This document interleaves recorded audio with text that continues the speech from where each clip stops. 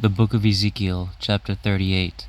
And the word of the Lord came unto me, saying, Son of man, set thy face against Gog, the land of Magog, the chief prince of Meshech and Tubal, and prophesy against him, and say, Thus saith the Lord God, Behold, I am against thee, O Gog, the chief prince of Meshech and Tubal, and I will turn thee back and put hooks into thy jaws, and I will bring thee forth in all thine army, horses and horsemen, all of them clothed with all sorts of armor, even a great company with bucklers and shields, all of them handling swords.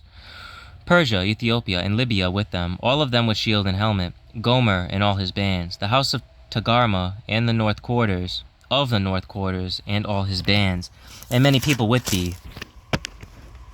Be thou prepared, and prepare for thyself, thou and all thy company that are assembled unto thee, and be thou a guard unto them. After many days thou shalt be visited. In the latter years thou shalt come into the land that is brought back from the sword, and is gathered out of many people, against the mountains of Israel, which have been always waste. But it is brought forth out of the nations, and they shall dwell safely, all of them. Thou shalt ascend and come like a storm. Thou shalt be like a cloud to cover the land, thou and all thy bands, and many people with thee. Thus saith the Lord God, It shall also come to pass that at the same time shall things come into thy mind, and thou shalt think an evil thought. And thou shalt say, I will go up to the land of unwalled villages. I will go to them that are at rest, that dwell safely, all of them dwelling without walls, and having neither bars nor gates, to take a spoil and to take a prey, to turn thine hand upon the desolate places that are now inhabited, and upon the people that are gathered out of the nations, which have gotten cattle and goods, that dwell in the midst of the land, Sheba and Dedan, and the merchants of Tarshish, with all the young lions thereof, shall say unto thee, Art thou come to take a spoil? Hast thou gathered thy company to take a prey, to carry away silver and gold, to take away cattle and goods, to take a great spoil?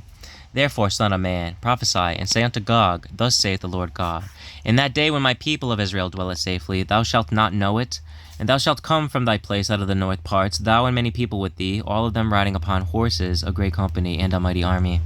And thou shalt come up against my people of Israel, and as a cloud to cover the land.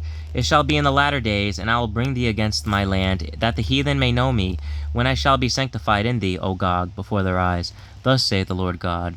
Art thou he whom I have spoken in old time by my servants the prophets of Israel, which prophesied in those days many years that I would bring thee against them? And it shall come to pass at the same time when Gog shall come against the land of Israel, saith the Lord God, that my fury shall come up in my face.